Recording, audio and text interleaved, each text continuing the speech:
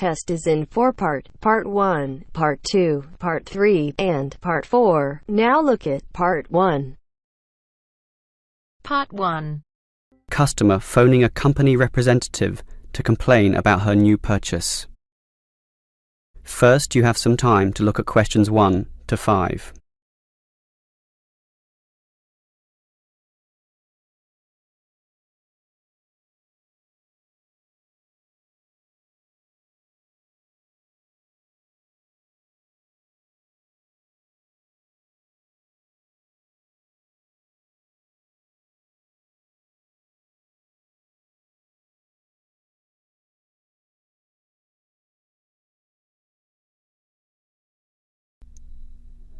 Now we shall begin.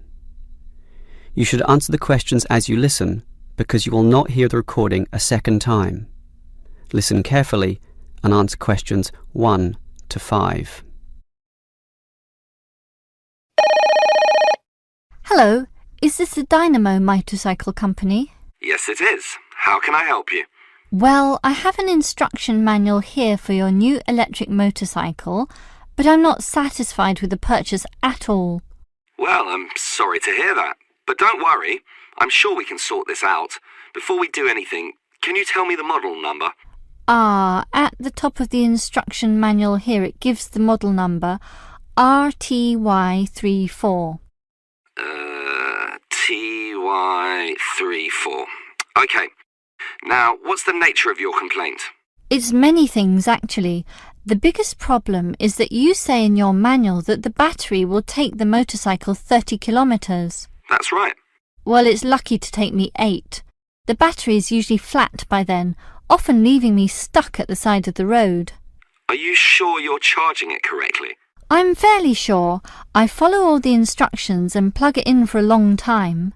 And are you sure you charge it for the required 3 hours?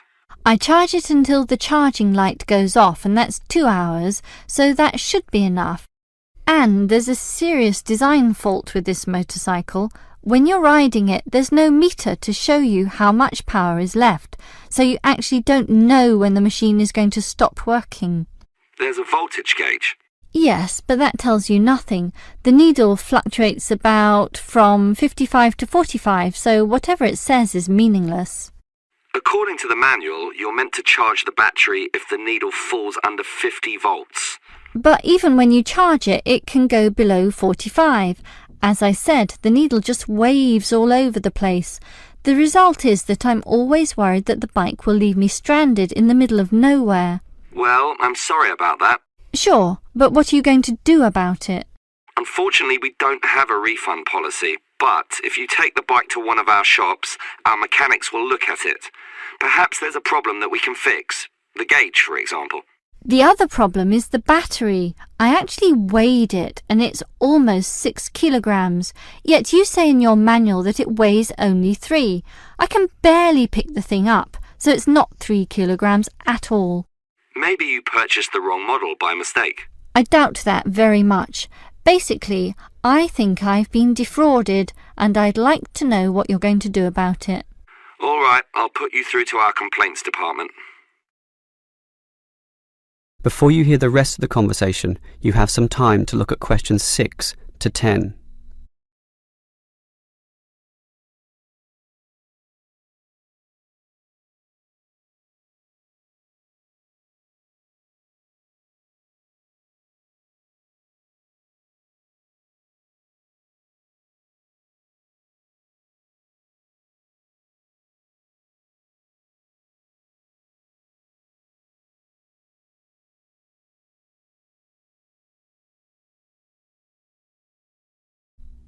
Now listen and answer questions 6 to 10.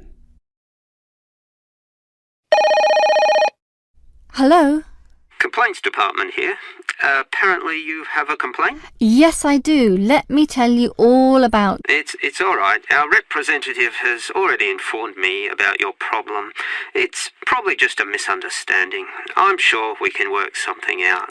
Right now, I need to take down some details. All right. Can I have your name, please? Jessie Parkinson. That's Jessie and Parkinson, Parkinson. Parkinson. All right, what shall we list this complaint under? Parts, service, or performance?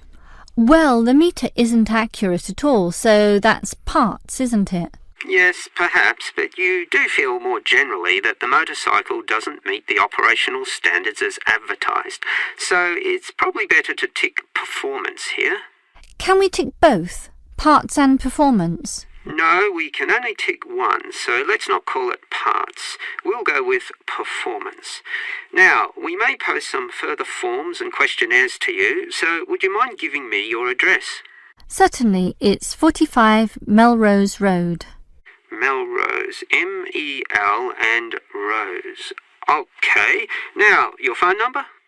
Just use my mobile phone. That's 0928 982 453. 453. OK, and if we have any follow-up questions, what time is best for ringing you? Morning, afternoon, night time? Well, I work as a secretary from 9 to 5, but I do get a lunch break which gives me some free time. This break used to be 12:30 to 1:30, but then it changed to an hour later, so it's best to ring me at 2 p.m. since the break now starts at 1:30. All right. That's all for now. We just need to do our own investigation and we'll probably ring you back tomorrow. I'm sure we can get to the bottom of this. That is the end of part 1. You now have half a minute to check your answers.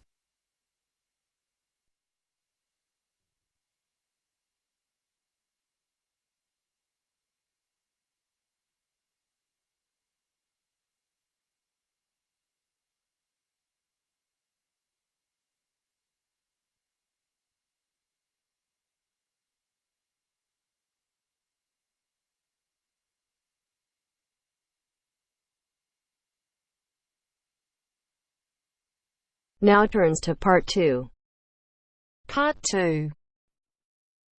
You will hear the education officer in a museum giving a talk to school students who are about to start a one-week work placement in the museum. First, you have some time to look at questions 11 to 15.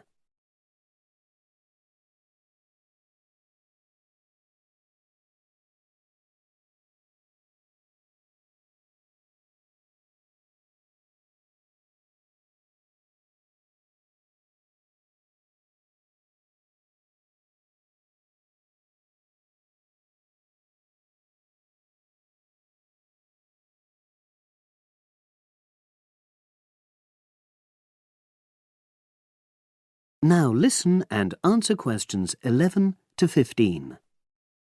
Good morning and welcome. We're really pleased that you're going to be joining us next week for your work placement. Now, each of you will already have met the member of museum staff assigned to supervise you.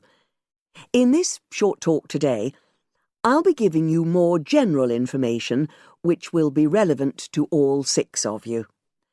Your normal working day is 9 to 5 p.m, but on Monday, because it's your first day, we'd like you to arrive at 8:45. Please note, though, that you'll finish at the usual time. A lot of you have been asking what you should wear for work. Well, you may have noticed that we're not exactly a formal institution, so you'd really be out of place if you wear smart attire like a suit. If you go out on a trip with us, then we'd like you to wear a museum cap. It has our logo on, and we feel it helps people recognise you.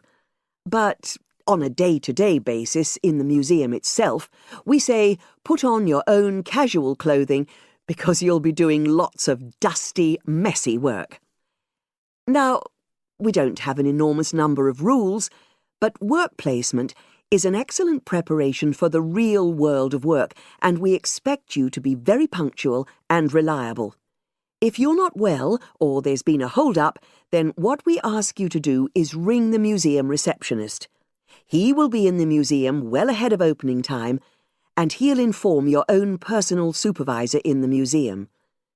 If you're away for more than 1 day, we'll inform your school tutor.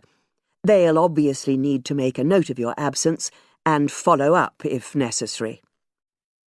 But most of all, we hope you really enjoy yourselves during the placement. Students say they have a lot of fun, whether it's working with kids in our art workshops held every Monday, or, the most popular, when they go out on our outreach work to residential homes, recording elderly people's memories of school days for our oral history project. So, we hope you feel excited by the prospect of starting next week and well prepared. Your personal supervisor will be there to help you with our health and safety requirements when you start next week, and your supervisors will also brief you about the background to the museum, summarising all the huge amount of information on our website. In the next couple of days, it might be worthwhile if you get hold of evaluations and other notes made by students who've worked with us before. You can get a lot of pointers from them. Before you hear the rest of the conversation, you have some time to look at questions 16 to 20.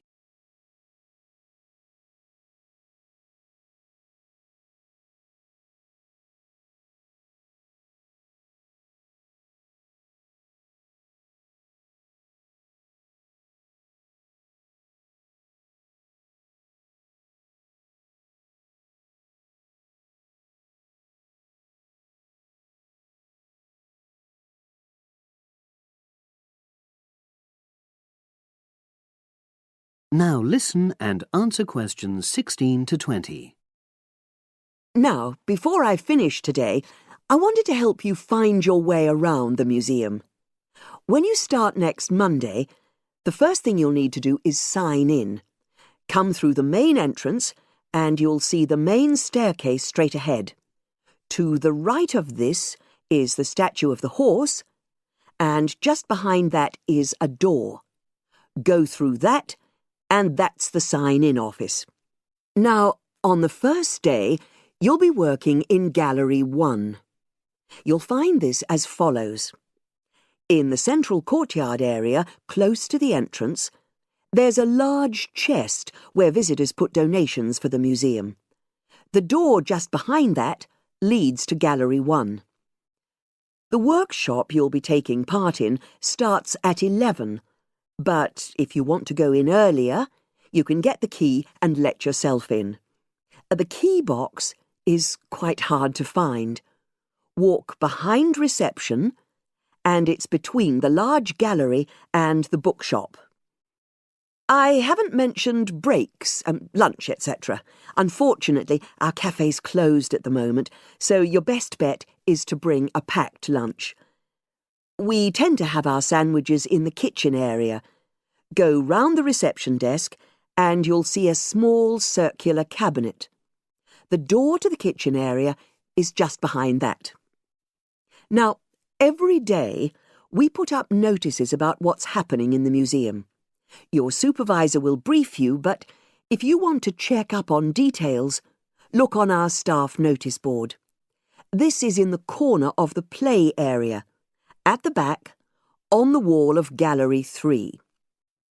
If you have any questions, I'd be happy to help. That is the end of part 2. You now have half a minute to check your answers.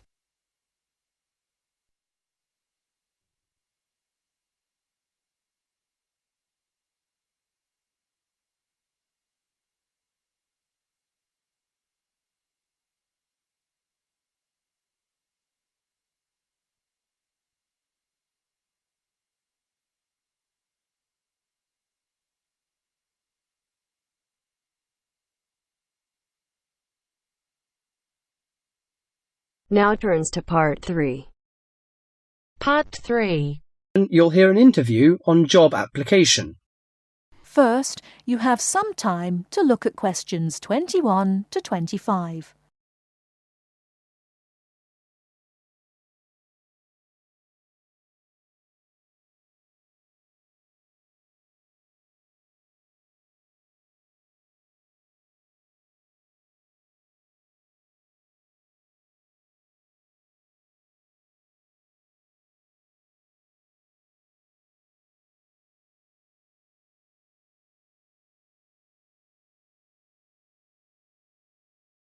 Now listen carefully and answer questions 21 to 25. These days it's hard enough to find a suitable job, let alone get as far as an interview. Dozens of people every day send off their curriculum vitae or application form and wait hopefully to be summoned for an interview. Now this, apparently, is where a lot of people fall down because of their inadequacy at completing their application forms, according to Judith Davidson, author of Getting a Job, a popular book which has recently come onto the market. Our reporter Christopher Shields decided to look into this apparent inability of the British to sell themselves, and he spoke to Judith Davidson about it. Judith Davidson lectures at a management training college for young men and women, most of whom have just graduated from university and gone there to take a crash course in management techniques. One of the hardest things is not passing the exams, not passing the course examinations successfully, but actually finding employment afterwards. So Judith now concentrates on helping trainees to set about doing just this. And she tries to work out the reasons why chances of getting a job are pretty small. Very often, a job application or a curriculum vitae will contain basic grammatical or careless spelling mistakes, even from university graduates. Then those that do get as far as an interview become inarticulate or clumsy when they try to talk about themselves. It doesn't matter how highly qualified or brilliant you may be, if you come across as tongue-tied and gauche, your chances are quite slim. What are other problems of the application forms? Some letters are dirty and untidily written, with finger marks all over them and ink blots or even coffee stains. Others arrive on lined or flowered or sometimes scented paper, none of which is likely to make a good impression on the average business-like boss. Many people are unable to make that initial impact with an employer. In fact, it needs techniques to send an application which will stand out from the rest and persuade the employer you're the right one for the job. This prompted an enterprising young man called Mark Ashworth, a recruitment consultant himself, to start writing job applications for other people for a fee.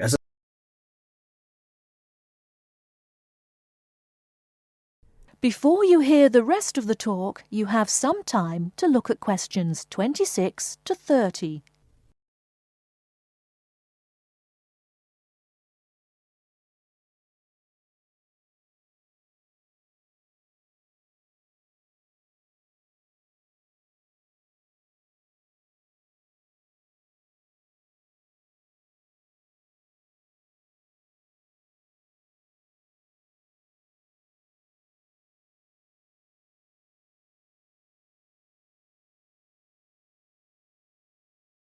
Now listen and answer questions 26 to 30. He told me he got the idea in America, where it's already big business, and in the last few months alone he's written over 35 CVs. He feels that 80% of job applications received by personnel managers are inadequate in some way. Well, yes, many people simply can't cope with grammar and spelling and don't know what to put in or leave out. Sometimes people condense their work experience so much that a future employer doesn't know enough about him. Then, on the other hand, some people go too far the other way. To give you an example, one CV I once received in my recruiting role was getting on for 30 pages long.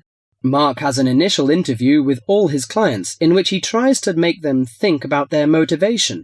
He can often exploit these experiences in the CV he writes for them and shows that they have been valuable preparation for the job now sought. He also believes that well-prepared job history and a good letter of application are absolutely essential. Among the most important aspects of applications are spelling, correct grammar, content, and layout. A new boss will probably also be impressed with a good reference or a letter of commendation written by a former employer. The type of CV I aim to produce depends largely on the kind of job being applied for.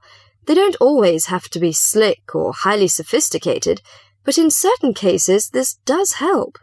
Judith Davidson thought very much along the same lines as Mark. In her opinion, one of the most important aspects of job applications was that they should be easy to read. Many applicants send in letters and forms which are virtually unreadable. The essence of handwritten application is that they should be neat, legible, and the spelling should be accurate. I stress handwritten because most employers want a sample of their future employees' writing. Many believe this gives some indication of the character of the person who wrote it. Some people forget vital things like putting their own address or the date. Others fail to do what's required of them by a job advertisement. Judith believes that job seekers should always send an accompanying letter along with their application forms, stating clearly why their qualifications make them suitable for the vacancy. Personal details have no place in letters of application. I well remember hearing about one such letter which stated, quite bluntly, "I need more money to pay for my flat." No boss would be impressed by such directness. She added that the art of applying for jobs successfully was having to be learnt by more and more people these days, with the current unemployment situation. With as many as 200 or 300 people applying for one vacancy, a boss would want to see only a small fraction of that number in person for an interview, so your application had to really outshine all the others to get you on the shortlist.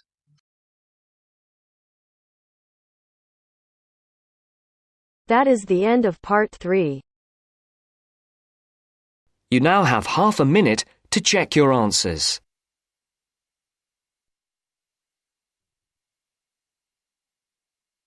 अगर listening के साथ साथ आप speaking की भी practice करना चाहते हैं तो हमारी अपनी एप्लीकेशन है BabyCode IELTS, प्लीज डाउनलोड करो। वो यहाँ पे सिर्फ स्पीकिंग नहीं, स्पीकिंग, लिसनिंग, रीडिंग, राइटिंग सारे के सारे फ्री में मॉड्यूल अवेलेबल है, वो भी लेटेस्ट कंटेक्स्ट के साथ। और तो यहाँ पे IELTS की लाइव क्लासेस भी देते हैं, IDP अप्रूव्ड टीचर फ्री में।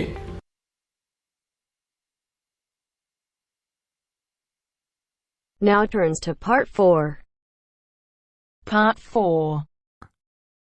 You are going to hear a talk on Anne Bonny, a female pirate. First, you have some time to look at questions 31 to 35.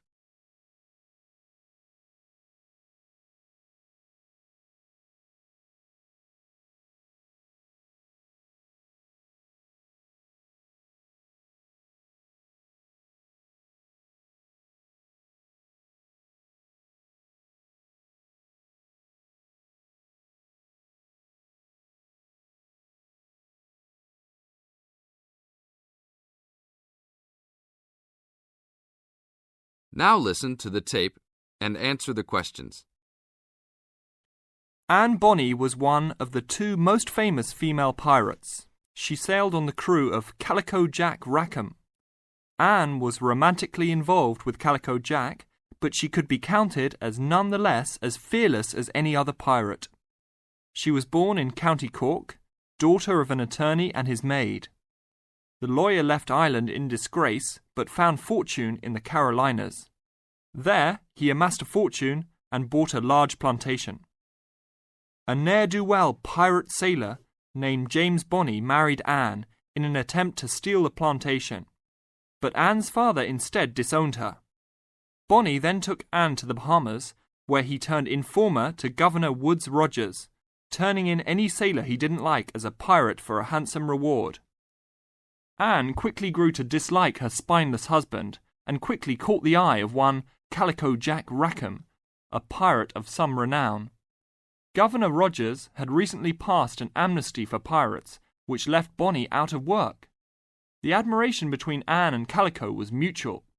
Calico Jack was a handsome man who knew how to spend money as well as steal it. Anne was a well-endowed lass with a fiery spirit and a temper that matched that of any man. In any event, Calico offered to buy Anne from Bonny, but Bonny instead took the matter up with Governor Rogers, who said that Anne was to be flogged and returned to her true husband.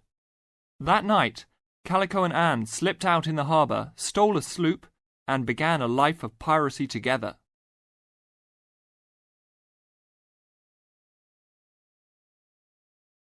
Now look at questions 36 to 40.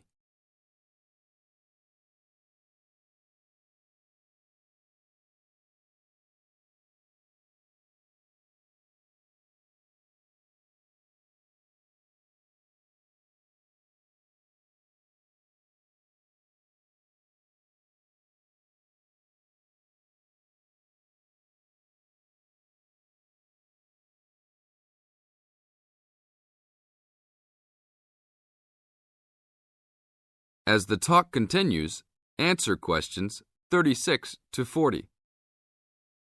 Anne fought in men's clothing, was an expert with pistol and cutlass, and considered as dangerous as any male pirate.